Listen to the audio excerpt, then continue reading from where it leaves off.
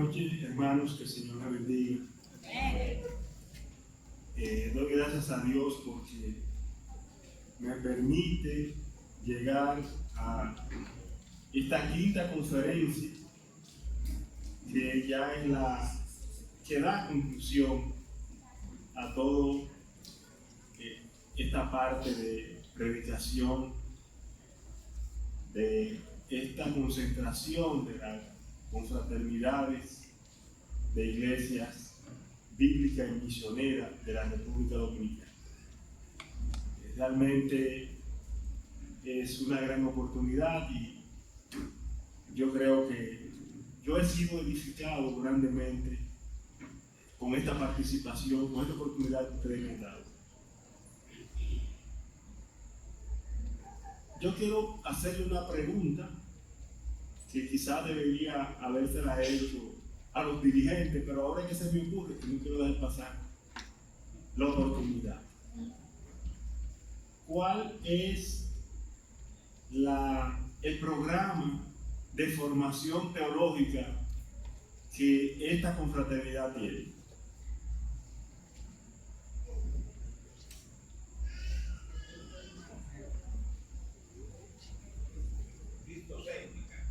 No, específico.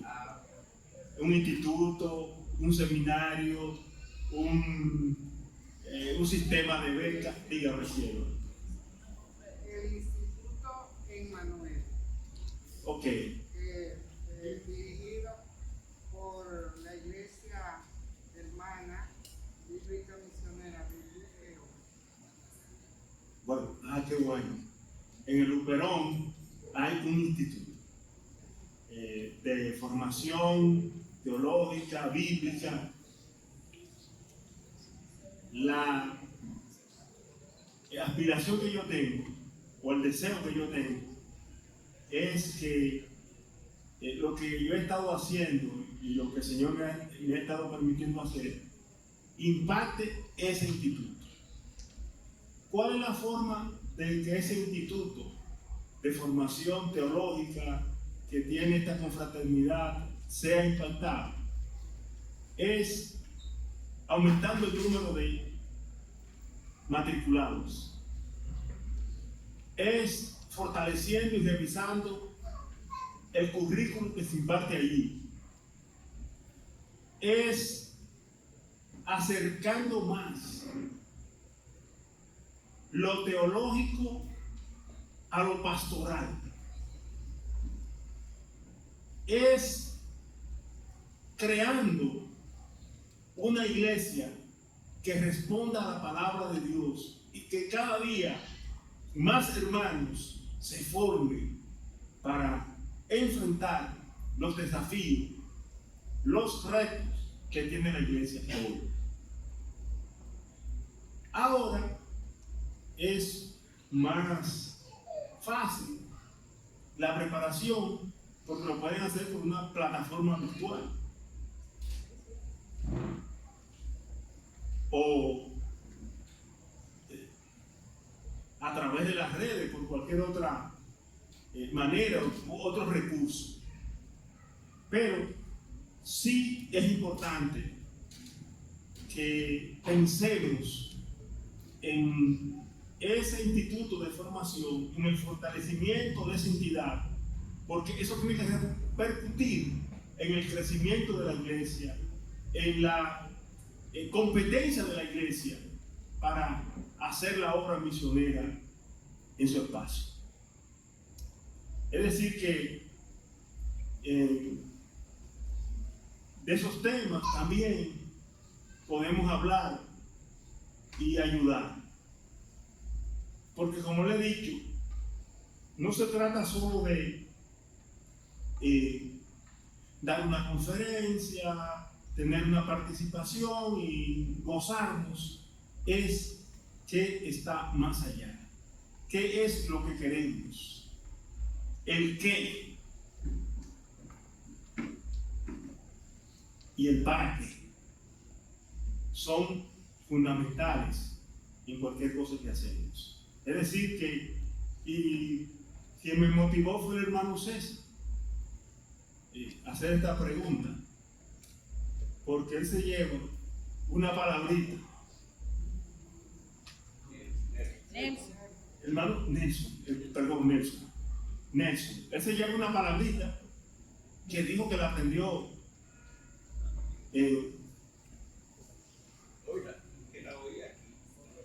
no la había escuchado, la oyó aquí. Y hermano, ojalá usted se anime a profundizar en todo lo que esa palabra contiene y todo lo que se deriva de ella, porque tenemos que entrar en un proceso de aprendizaje, de conocimiento. Claro, y muchas veces, y esta es mi crítica sobre estos aprestos, que muchas veces en las instituciones, en las organizaciones, se logran escalones académicos, títulos, pero es para alcanzar posiciones. Entonces, para usted tener una iglesia grande en alguna organización, usted necesita tener un título de teólogo. Requisitos. Pero a mí no me convence eso. A mí me convence la capacidad, la preparación, la vocación, el llamado, la entrega, el compromiso que usted tenga con la obra de Dios. Y hay gente que trabaja los títulos para alcanzar el puesto. Vamos a prepararnos teológicamente para actuar y operar por la fe donde Dios quiera ponernos a nosotros. Campo misionero, donde esté la necesidad y sea la voluntad de Dios, debemos prepararnos para servir. No para buscar los mejores escenarios, ni estar en los mejores púlpitos, ni estar en los medios más relevantes. Es donde Dios quiere. Y si Dios quiere llevarnos ahí, amén también. Ahí debemos llegar. Pero yo creo que esa capacitación, esa preparación debe ser también parte del desafío de ustedes. Porque si ustedes quieren cumplir un rol desde la iglesia, hay que prepararse teológicamente, bíblicamente. Y no estoy hablando de un saber, no, de una capacitación, de una herramienta, de unos principios y conocimientos elementales de los cuales usted debe disponer para hacer la obra de Dios y ser efectivo en su trabajo misionero. Quédese con eso también, que creo que le puede servir mucho.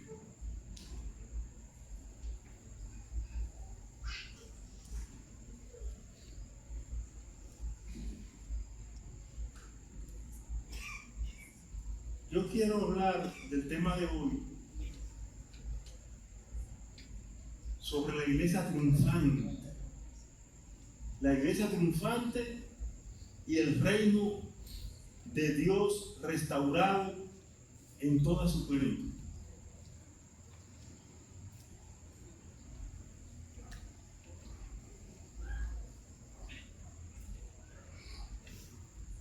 Y vamos a ir a Apocalipsis.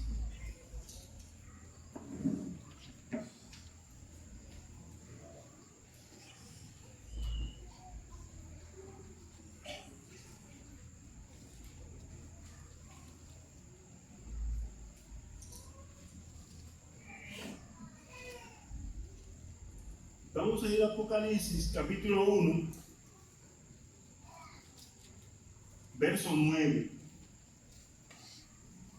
en adelante.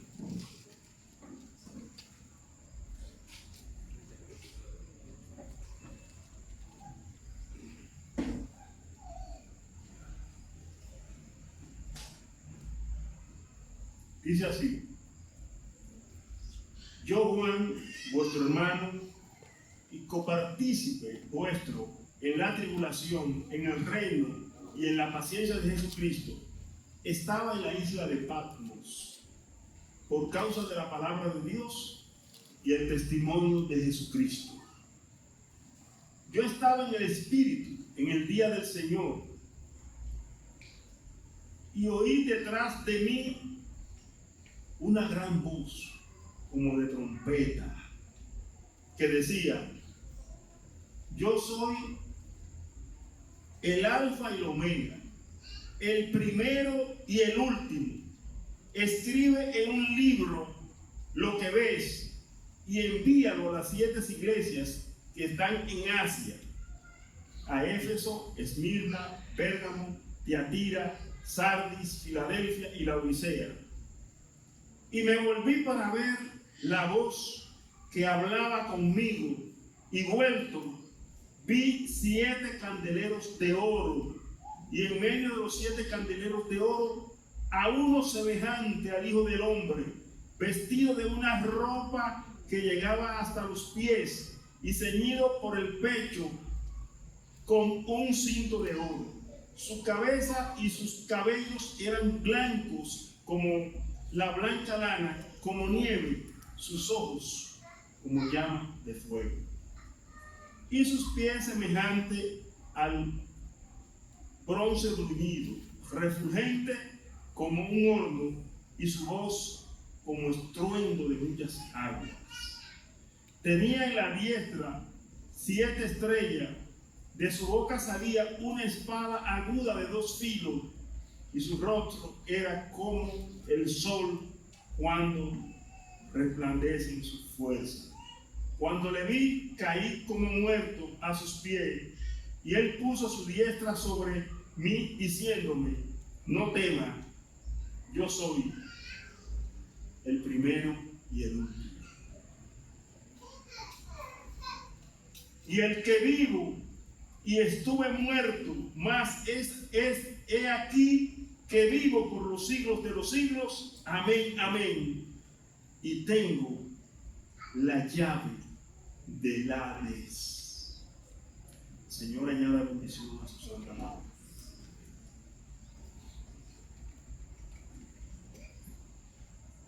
Cuando nosotros leemos y tenemos la oportunidad de reflexionar sobre un pasaje como este, o como este, tenemos que pensar en todo el significado simbólico, histórico, escatológico, en todo el contenido que se resume en este pasaje. Debo subrayar que la Biblia es una unidad coherente, es una unidad compacta, plena. La Biblia es la historia del principio, la historia del fin. La Biblia tiene la historia de toda la humanidad, desde su inicio hasta su final. Pero en el principio, cuando nosotros leemos, en el principio creó Dios los cielos y la tierra, y luego pasa a la creación del ser humano, nosotros estamos entendiendo una parte de lo que es el principio. La parte que tiene que ver con los límites del pensamiento humano.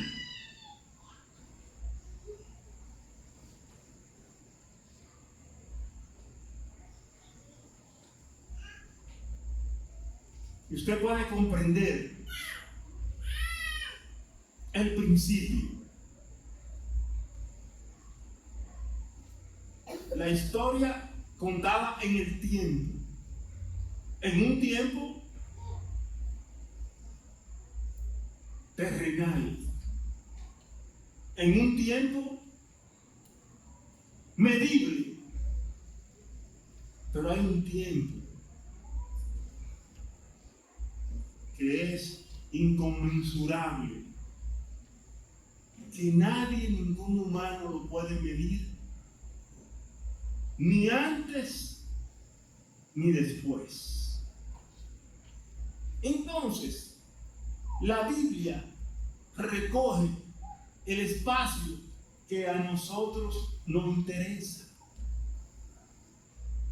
el que facilita una pedagogía y una comprensión que nos permite una forma de vivir conforme al que creó el universo y también creó el tiempo. ¿Quién es el dueño del tiempo? Dios. El hombre no es el dueño del tiempo. ¿Y quién vive en el tiempo? Dios, y vivimos nosotros también. Dios vive en un tiempo infinito, inconmensurable, que no puede ser captado por la mente humana. Pero nosotros vivimos en un tiempo que podemos contar. Hoy podemos decir que es sábado 19 de abril y cronológicamente tenemos un limitado control del tiempo, pero el tiempo es más que eso. Pero si es verdad que el tiempo es infinito y es una dimensión que nos desborda todo, también lo es el espacio. Con una población infinita de estrellas, de galaxias, de un espacio que no podemos medir porque es infinito.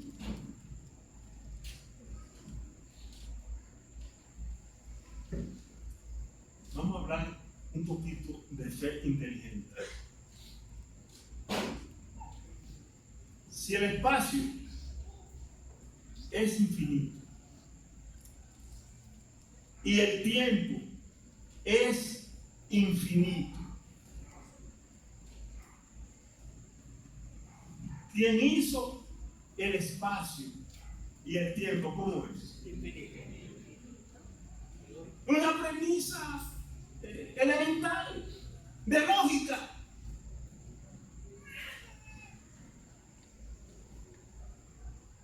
Y si usted tiene la oportunidad de vivir en este espacio y en este tiempo, ¿quién debe ser su referente de adoración y gratitud?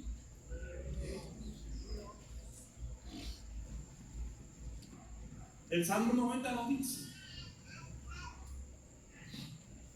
El Salmo 90 es una evocación de ese tiempo infinito. Y el salmista dice: enséñame a contar nuestros días antes de que se fundasen los montes. Tú eres Dios. Enséñame a nosotros, criaturas, a contar nuestros días, de modo que traigamos al corazón sabiduría, que admitamos que somos criaturas y que necesitamos al Creador.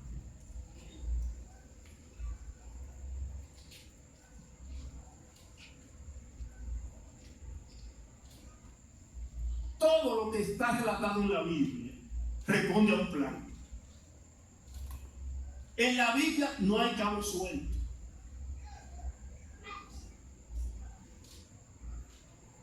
Jesucristo vino, vivió sin pecado, fue concebido por el Espíritu Santo. Vivió y predicó y desarrolló un ministerio. Murió, pero resucitó al tercer día. Amén.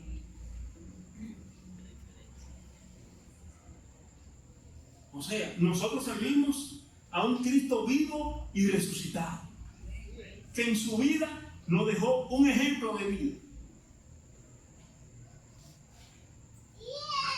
Esta mañana vimos a Jesucristo, al Señor, a Jesús, en la escena cuando cenó con sus discípulos, lo que nosotros llamamos la Santa Cena o la Santa Comunión, donde Él centraliza ese hecho como central, como supremo de su ministerio. Pero también lo vimos sirviendo a través de, como un esclavo, como un siervo, lavarle los pies a sus discípulos.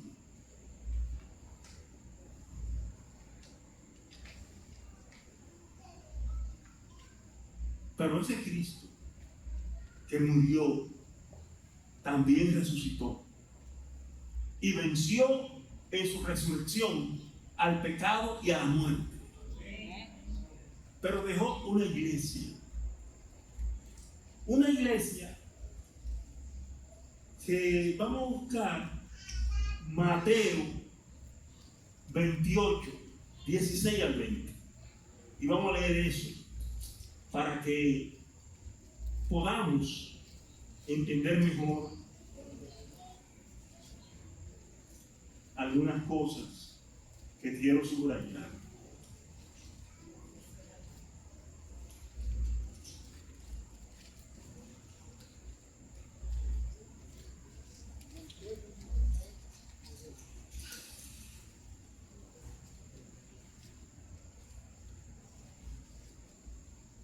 Leo.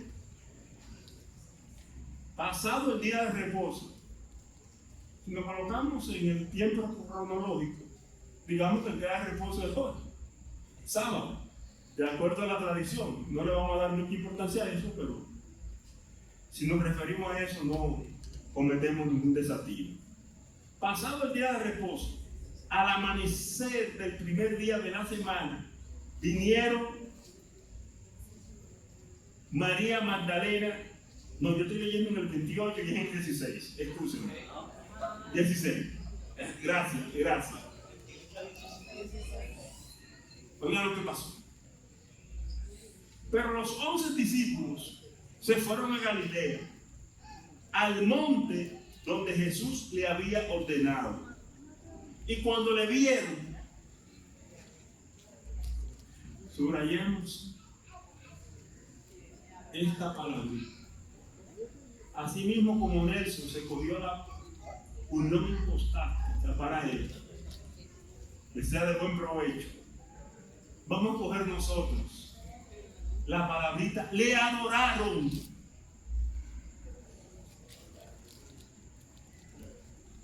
Pero algunos dudaban. Y Jesús se acercó y les habló diciendo: toda potestad me es dada. Ese fue el mismo que le lavó los pies a los discípulos. Por eso que quiero que nos metamos en la unidad, en el sentido. Toda potestad me es dada en el cielo y en la tierra. Aquí viene algo interesante para todos nosotros.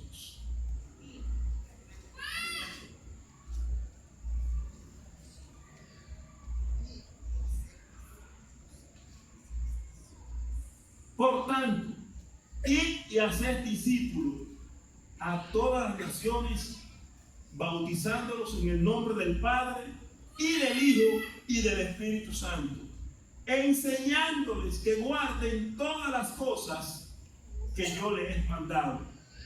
Y aquí estoy con vosotros todos los días hasta el fin.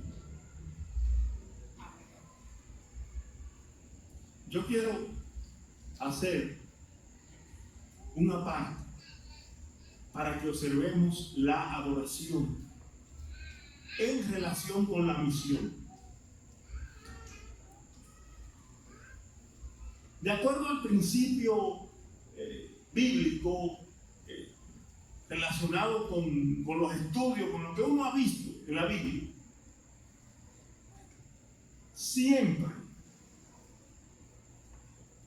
que hay misión, lo primero que hay es adoración. Cada vez que Dios llamó a un siervo suyo, fue a hacer un altar. Primero, antes de emprender cualquier tarea. No podemos hacer nada si no reconocemos y expresamos con claridad y certeza quién es Dios, quién es que nos manda. Los discípulos, cuando vieron a Jesús, le adoraron.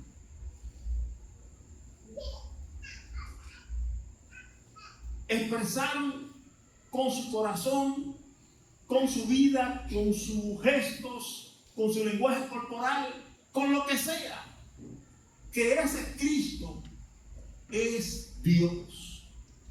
Que ahí están las dos naturalezas obrando.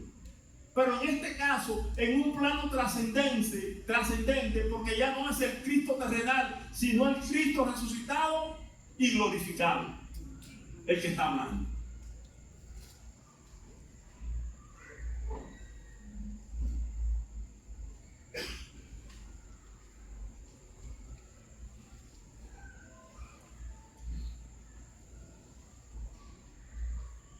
Usted no puede servir con eficiencia en ninguna institución si usted no conoce la cadena de autoridad,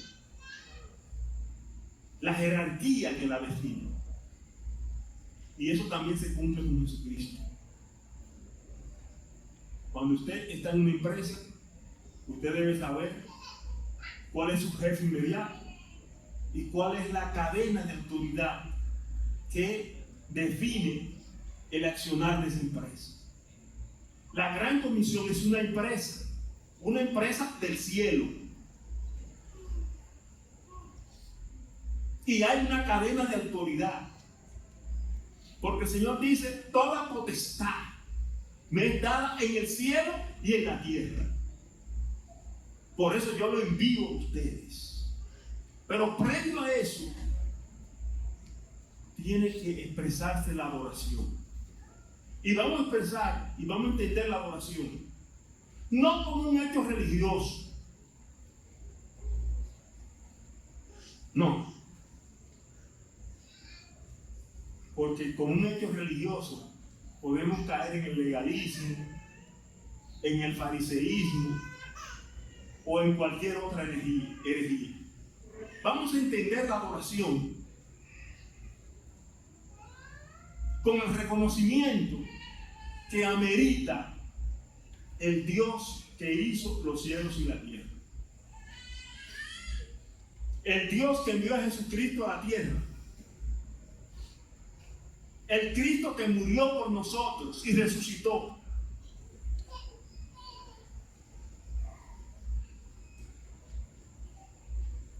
Pero vamos a ver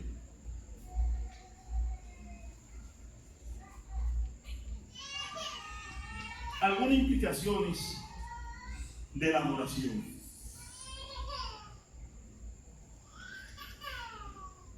Hay un autor que se llama Juan Stan.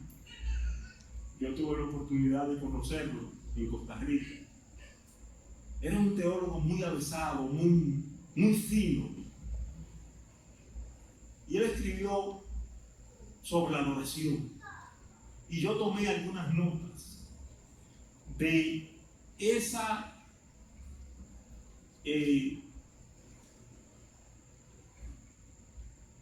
parte, ¿no?, donde él trató la adoración. Y miren cómo él la trata.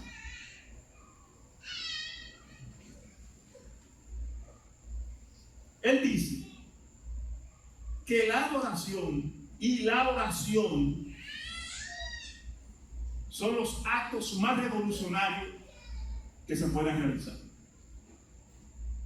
Y me gusta el lenguaje con que él habla, con que él describe estas dimensiones de la vida cristiana.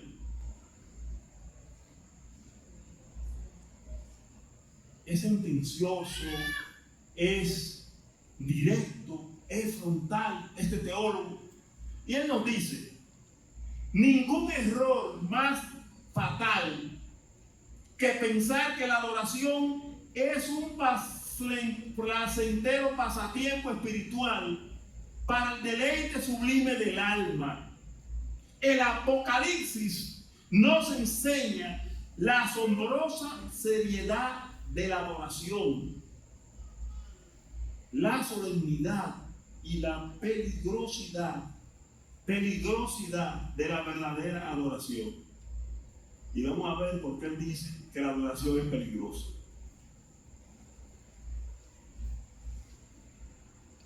La verdadera adoración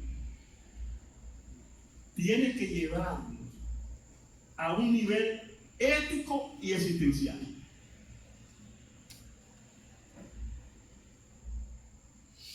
Usted no puede adorar a un Dios santo y seguir siendo una persona sin expresar los niveles de santidad que lo relacionan con ese Dios que usted adora.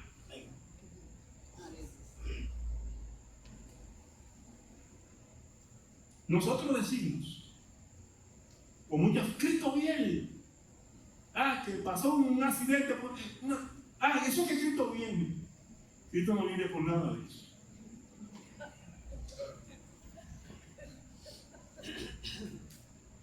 Cristo viene porque Él tiene un carácter santo y moral.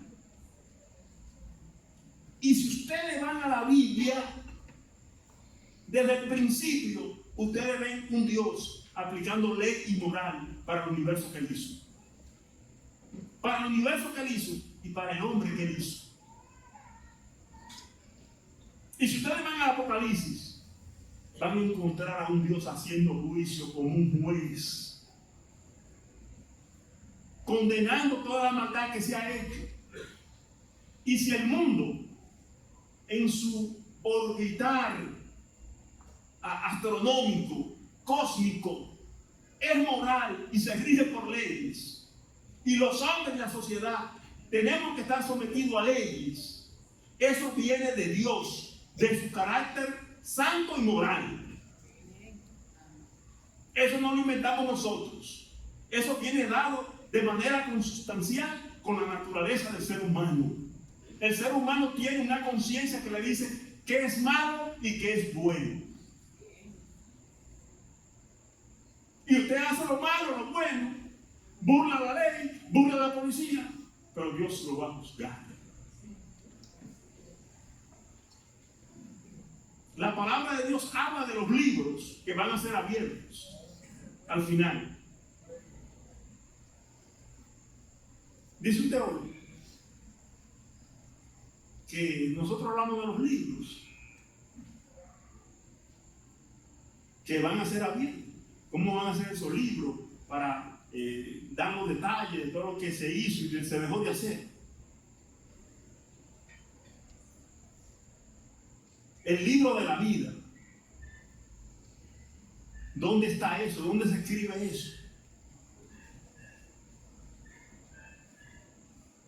Hay un descubrimiento, un hallazgo de un psicólogo famosísimo que se llama Sigmund Freud, que dice que nosotros tenemos un subconsciente y que en ese subconsciente grabamos todo lo que hacemos, y que por eso un día que nosotros no lo pensamos, nos acordamos de algo que hicimos cuando teníamos 3 años, teniendo 40, teniendo 45, y uno se queda como atribulado. ¿Por qué ese recuerdo? Porque ese recuerdo se asoció con otro hecho y despertó un recuerdo que estaba dormido en la conciencia y de repente usted lo tiene vigente en su cabeza. Eso prueba de que todo lo que nosotros hacemos, porque la palabra nos dice que el hombre será juzgado por todo lo que es bueno o es malo y que va a tener que dar cuenta de Dios.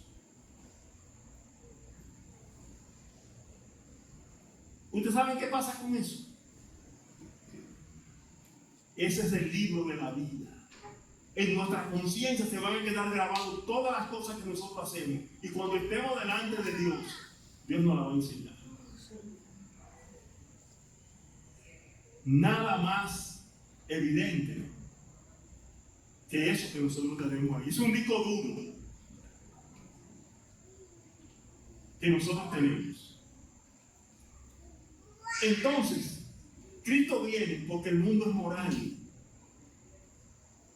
Y a través de la historia, esa moral de Dios ha estado expresada en ira contra el hombre por haber pecado, pero también en amor y misericordia, en el envío de su Hijo Jesucristo para venir a salvar a los que creen en Él. Y venir a juzgar a este mundo y venir a darle el galardón y restaurar todas las cosas en Jesucristo para que un día vivamos para siempre con Él. Entonces, la calidad soberana, infinita, todopoderoso y santo en toda la dimensión que se pueda concebir, es lo que desafía nuestra adoración a ese Dios. Y vuelvo otra vez a Juan Stein. Él dice, estar delante del Señor. Hay un himno que se llama, la chica que canta, al estar a tus pies. Muy bonito. Estar delante del Señor de la historia, que está sentado en el trono. Nosotros cantamos muchas cosas bonitas. Le ponemos todo el sentido a lo que cantamos. Porque esos son himnos. Al estar sentado a su trono, significa que nos estamos comprometiendo histórica y personalmente con su voluntad, con su carácter y con sus designios.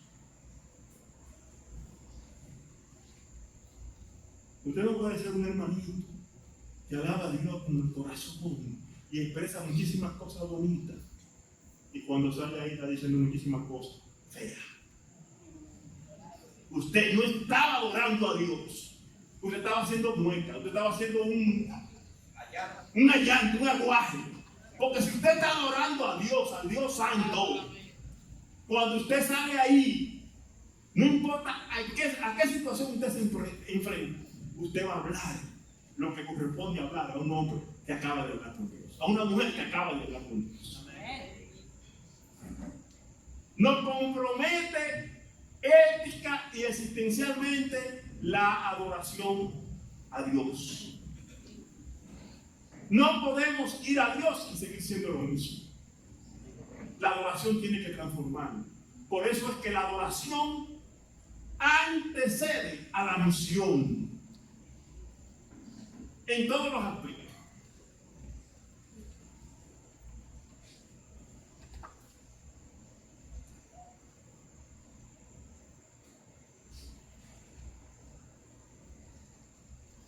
Oigan, cuando nos hallamos frente al ocupante del trono, cuando nos hemos arrodillado delante del Señor del universo, el creador del espacio y del tiempo,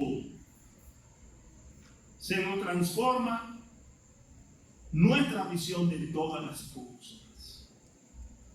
Estoy diciendo esto por el encuentro que tuvo Juan en Patmos con Jesús, la lectura que tuvimos.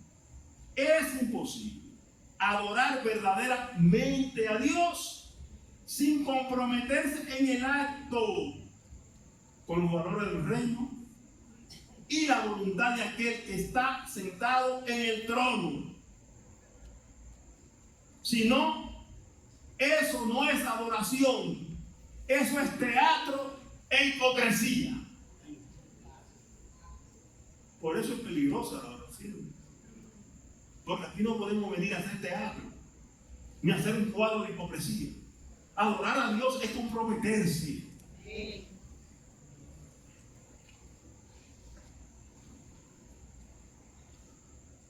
Nuestro Dios, se insiste, es el Señor del universo, de la historia y de todas las naciones. Adorarle es ponerlo incondicionalmente a su disposición. Señor, yo estoy aquí para que tú hagas conmigo lo que tú quieras, lo que tú decidas.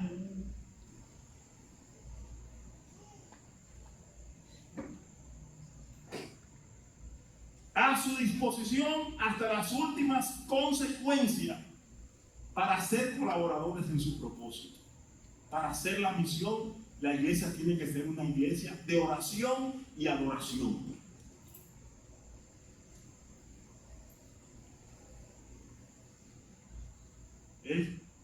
Dice, están que la adoración y la oración son los actos más revolucionarios que podemos realizar.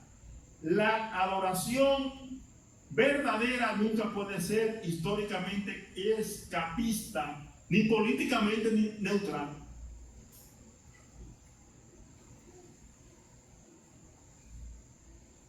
Es un asunto de lealtad. ¿A quién usted es leal? Hay hermanos que están en la política y son más leales al partido que a la iglesia y a su fe. Eso no es adoración. Eso es de lealtad e hipocresía. Por eso es que Stan dice que la adoración que no es consecuente con la vida cristiana termina siendo hipocresía. Termina siendo simulacro y falsedad.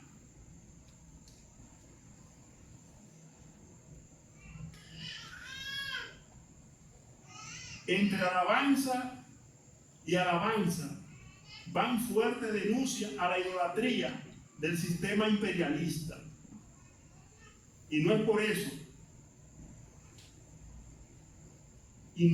por eso menos adoración, sino más adoración y auténtica.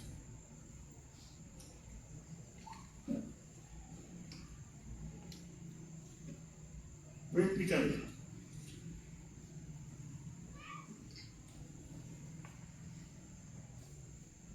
Juan Stan habla ahí de imperialista, porque la carta que le dirige Juan a las 7 iglesias es porque el Estado la está persiguiendo y el Estado quiere que se adore a César. Y esa iglesia están siendo perseguidas porque quieren mantener la fidelidad a Dios. Miren, el evangelio, el cristianismo, se formó a fuego y espada. Llegó hasta nosotros atravesando la historia de manera dolorosa, con muchísimo sufrimiento, persecuciones y precariedades. Y ese cristianismo llegó porque hubo gente que se comprometió en adoración con Dios. La adoración es la negación a lealtad a todos los ídolos terrenales. Cuando usted está adorando a Dios, cuando usted es un adorador, usted está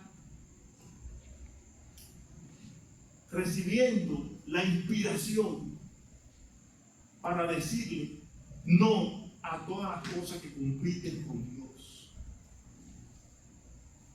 a su individualismo, a su ego, a todas las idolatrías que lo tientan y atacan, usted está diciendo no, yo le voy a servir a Dios. Cuando usted está adorando, usted le está diciendo no al poder económico que usted tiene. Sí, yo tengo poder económico, pero eso está a tu servicio, Señor. Yo tengo poder militar, pero el jefe, el comandante del ejército donde yo estoy, no es el general tal, eres tú, y yo voy a hacer tu voluntad.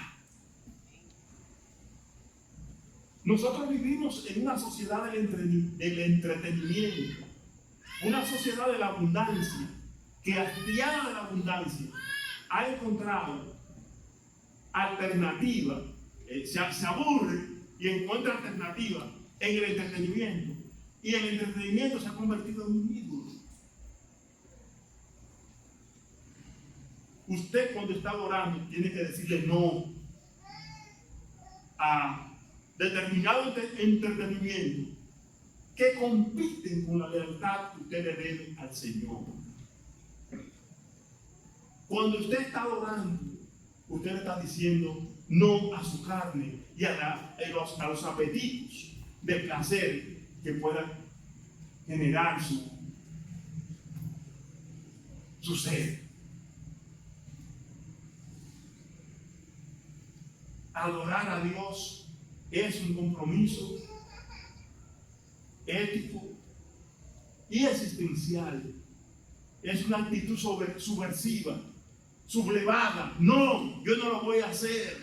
Yo tengo un Dios a quien adorar.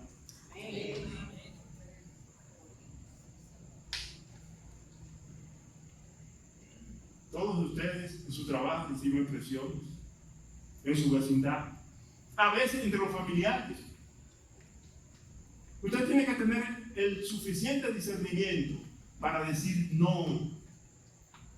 Y esa fuerza, esa motivación, esos valores nacen de su relación íntima con Dios, cercana con Dios, en adoración. Porque la adoración no es relativa.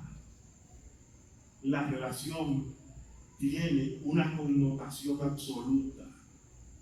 ¿Qué dice el Señor? Toda potestad me es dada en el cielo y en la tierra. Ahí no hay espacio para la alternativa, para el tal vez, para el quizás. Es toda la potestad.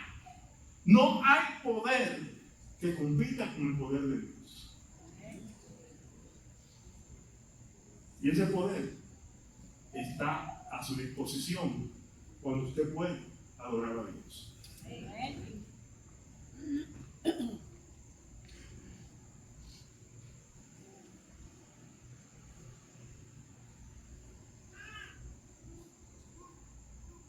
La adoración es un acto de fe y compromiso a los pies del Señor de la historia. Tal adoración siempre será subversiva y peligrosa. Daniel oraba. Aunque el rey se oponía, Daniel oraba. ¿Y qué hizo Dios? Cuando el rey quiso imponer su voluntad, Dios lo libró a Daniel. Dios está aquí para librarlo a usted de toda amenaza que quiera interferir su adoración a Dios. Dios es primero. Y por eso Dios le dice a Juan: yo soy el alfa y la omega, el principio y el fin. Y dice el texto al final de Apocalipsis que la muerte ni el Hades ya tendrán potestad sobre nosotros, porque ese Dios Todopoderoso en Jesucristo va a erradicar todo pecado, todo mal, toda maldad, y vamos a reinar para siempre con el Señor. Amén.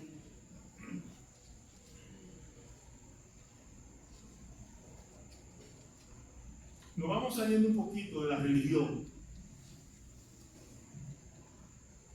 nos vamos saliendo un poquito de ese círculo sectario, no comunitario, porque tenemos que vivir en comunidad. Pero las sectas siempre tienen un jeque, un cacique, un mediador, un chamán que maneja a la gente. Y Dios quiere que usted viva su fe en el orden de Dios, pero con libertad.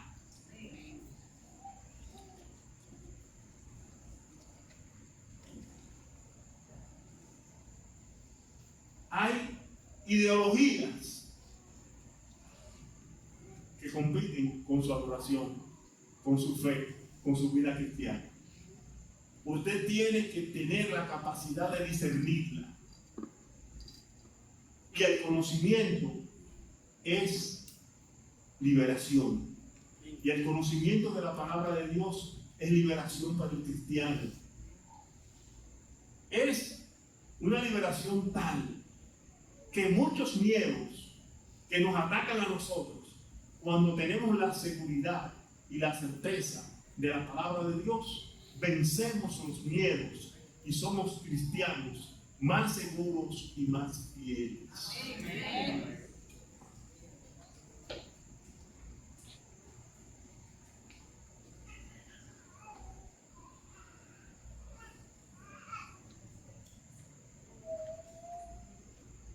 Adore a Dios, no por una moda, no porque es un tiempo de relajación.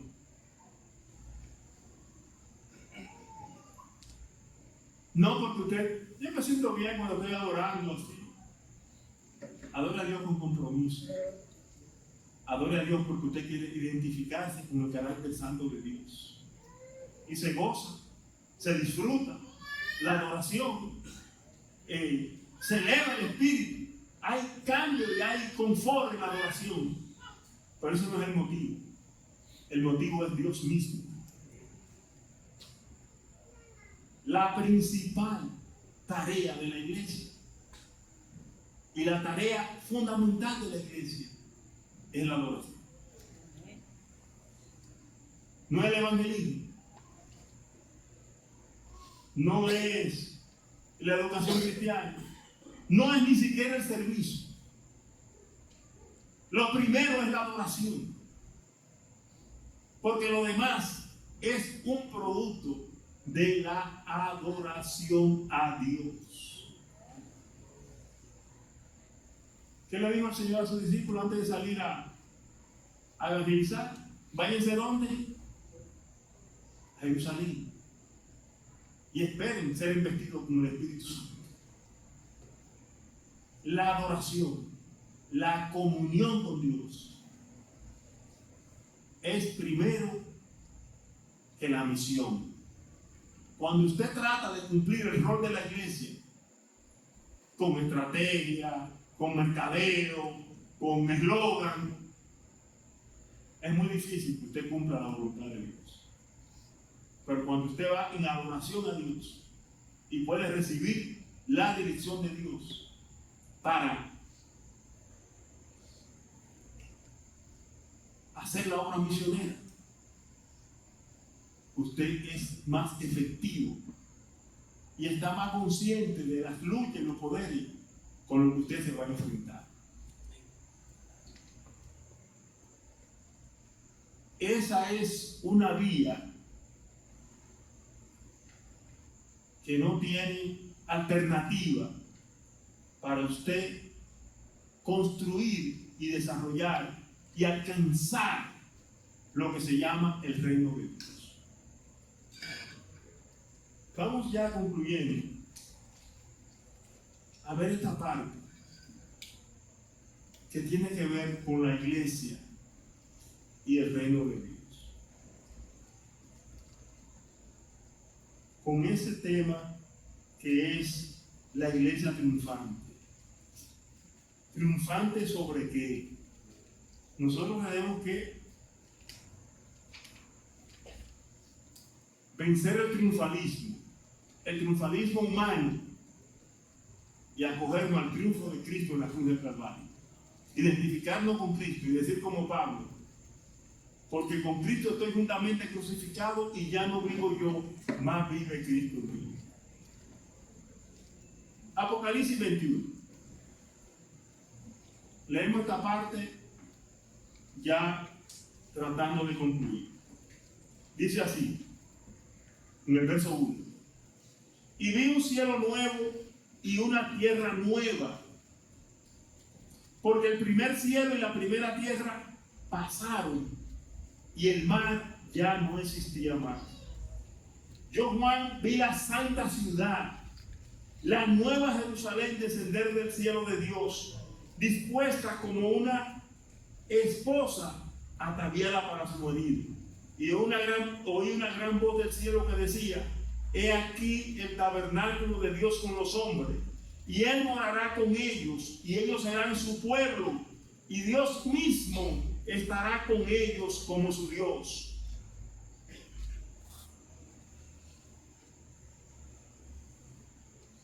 Yo sé que aquí hay hermanos que están pasando situaciones difíciles, que están viviendo tiempos de dolor, que han llegado hasta aquí con su fe,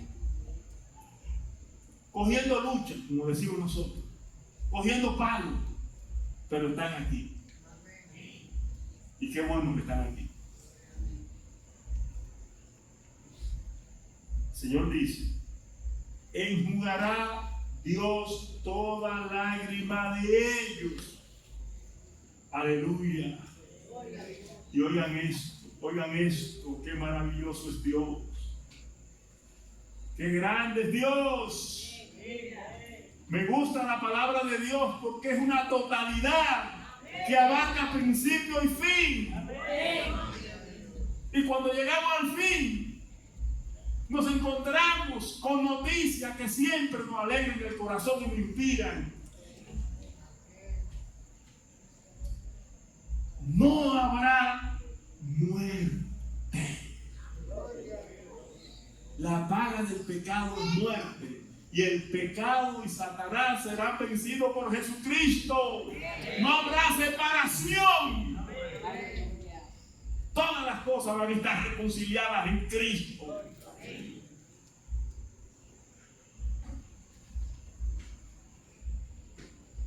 No habrá llanto, ni clamor, ni dolor. Porque las primeras cosas pasaron. Las cosas viejas se fueron. Todas van a ser hechas nuevas. Ese es el reino de Dios en toda su plenitud. Todo nuevo. Y eso es lo que nosotros salimos a construir cada día. Cuando ganamos un alma para Cristo, estamos rescatando a una persona de la muerte, de la enfermedad, del dolor, y le estamos poniendo en perspectiva de una nueva esperanza en Cristo.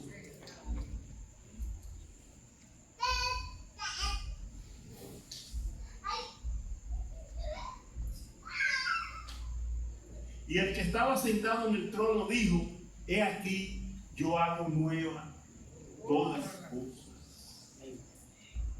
Señores,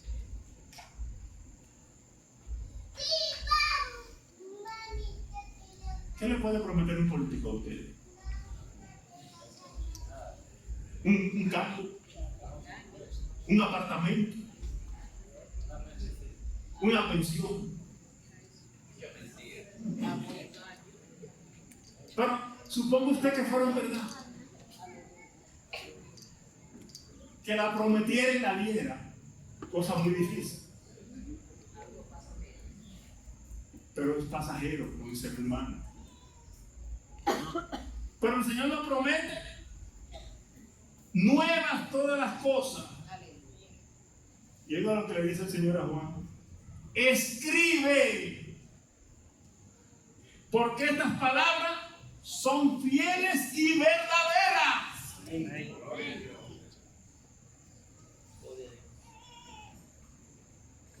Y me dijo: está hecho. ¿Cuánta seguridad hay en la palabra de Jesús? Yo soy el alfa y el omega, el principio y el fin. Al que tuviere sed, yo le daré gratuitamente de la fuente del agua de vida. El que venciere. Por eso yo le he dicho a ustedes, manténganse de pie, no se muevan, no retrocedan, sean firmes contra el dolor, contra la calumnia, contra la muerte, contra el oprobio, contra todos los males que puedan venirles. Sean firmes en el Señor, porque el que venciere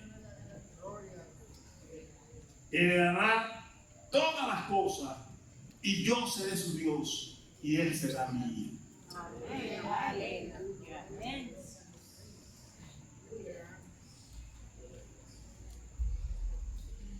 Estoy convencido cada vez más de que vale la pena servirle a Dios. Amén.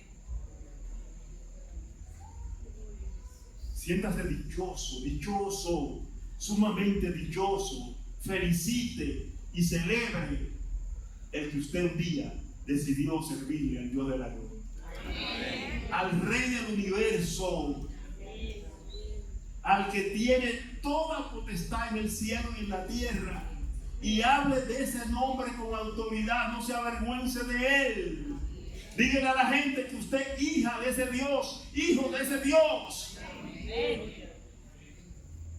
Y no importa cuántas cosas grandes logre el hombre, todo esto pasará. Y lo que permanecerá para siempre es la palabra de Dios. Aférrese a ella, vívela, disfrútela, compártala. Y adore a Dios con todo su corazón, con toda su mente y con toda su alma, que Él viene pronto. Amén.